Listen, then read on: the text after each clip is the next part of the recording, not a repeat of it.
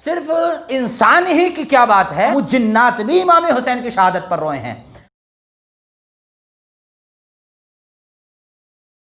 محترم سامعین و ناظرین، ایک یہ سوال کیا جاتا ہے کہ غم حسین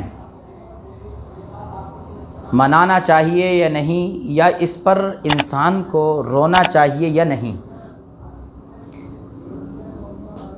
اس کو احادیث مبارکہ سے سمجھ لیا جائے، اور احادیث اس کے تعلق سے یہ ہے کہ نبی اکرم صلی اللہ تعالی علیہ وسلم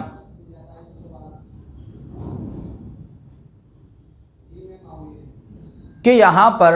ام فضل تشریف لائیں، اور انہوں نے نبی اکرم صلی اللہ تعالی علیہ وسلم سے ارشاد فرمایا کہ اللہ کے رسول صلی اللہ تعالی علیہ وسلم، میں نے ایک ایسا خواب دیکھا ہے کہ جسے بیان کرنے کی میں تاب نہیں رکھتی۔ تو امام نبی اکرم صلی اللہ علیہ وسلم، امام الانبیاء، انہوں نے کہا کہ کم سے کم بتاؤ تو صحیح وہ خواب آخرکار ہے کیا۔ تو حضرت ام فضل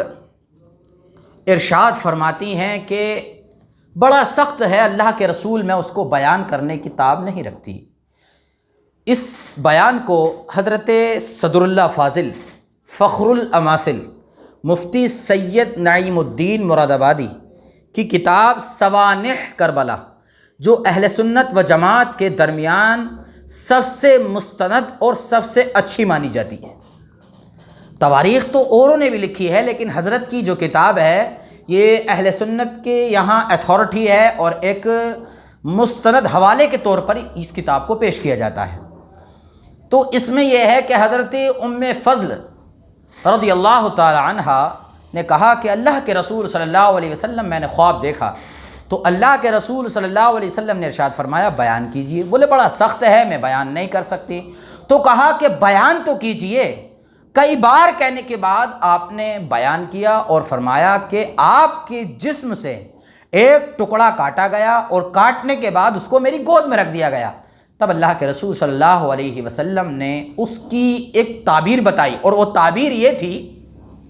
کہ اللہ کے رسول صلی اللہ علیہ وسلم ارشاد فرماتے ہیں کیا کہ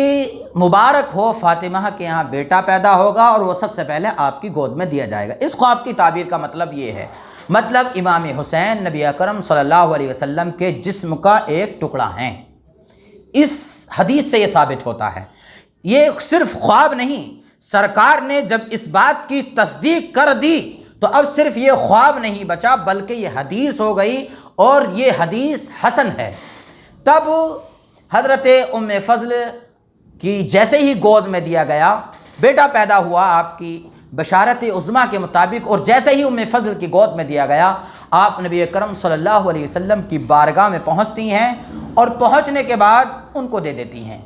اور پھر فرماتی ہیں کہ اچانک سے میری توجہ اس طرف سے ہٹ گئی،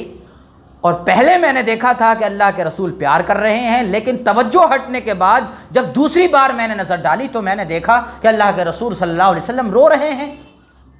تو پھر میں نے سوچا اور میں نے غور کیا کہ اللہ کے رسول صلی اللہ علیہ وسلم کو کس چیز نے رلایا۔ آخرکار میں رہ نہ سکی، اور میں نے اللہ کے رسول سے سوال کر دیا کہ اللہ کے رسول صلی اللہ علیہ وسلم آپ کو کس چیز نے رلایا۔ تب اللہ کے رسول صلی اللہ علیہ وسلم نے ارشاد فرمایا کہ یہ جو بیٹا میرے پاس ہے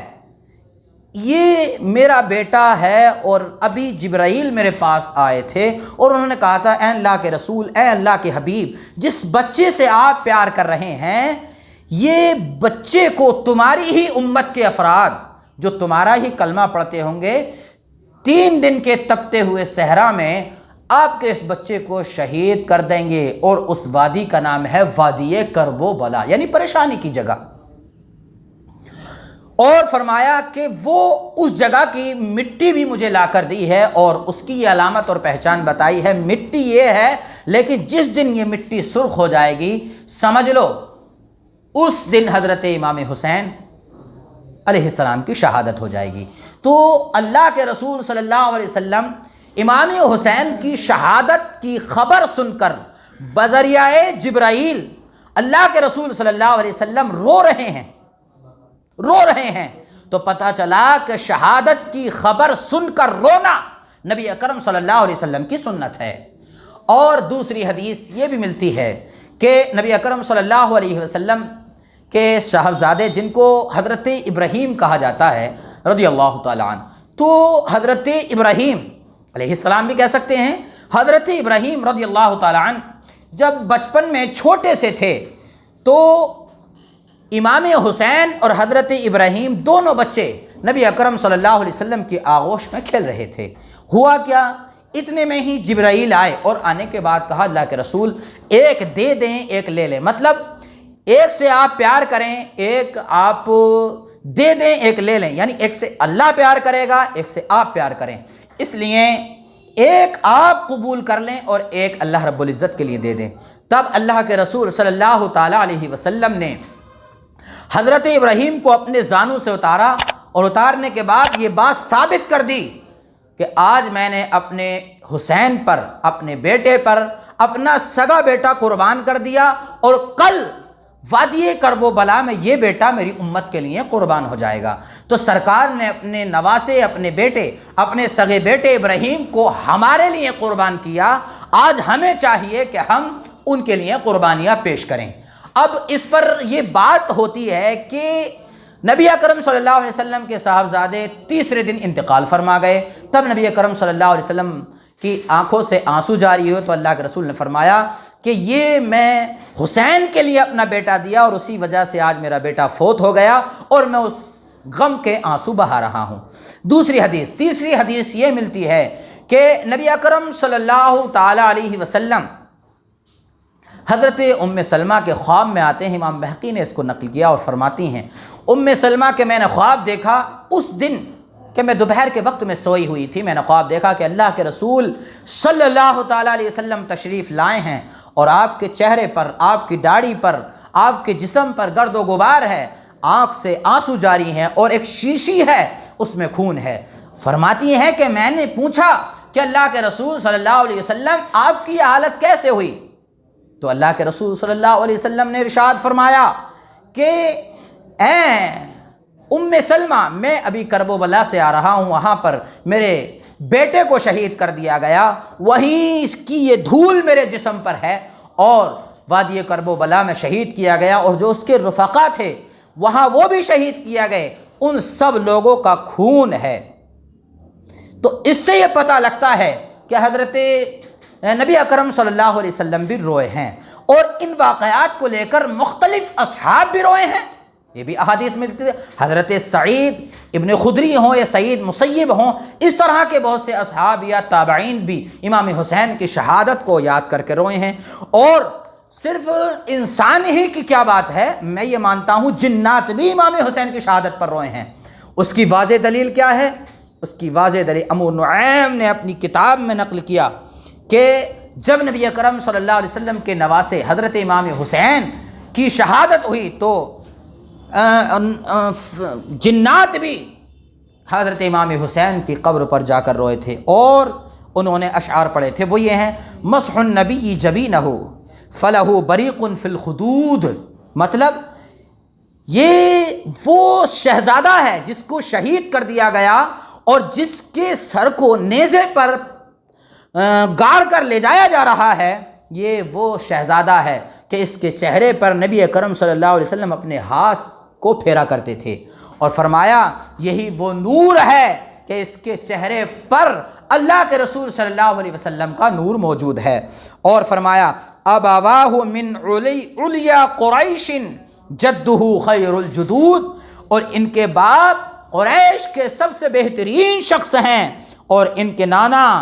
تمام انسانوں کے نانا سے بہتر ہیں، ان کی نانی تمام لوگوں کی نانیوں سے بہتر ہیں، ان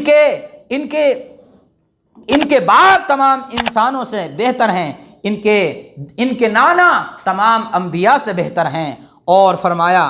الا یا عین فابتلا بجہد ومن یبقى علی الشہداء بعدی، ہو سکے جتنا رو لے تو اے چشم امام حسین کی یاد پر،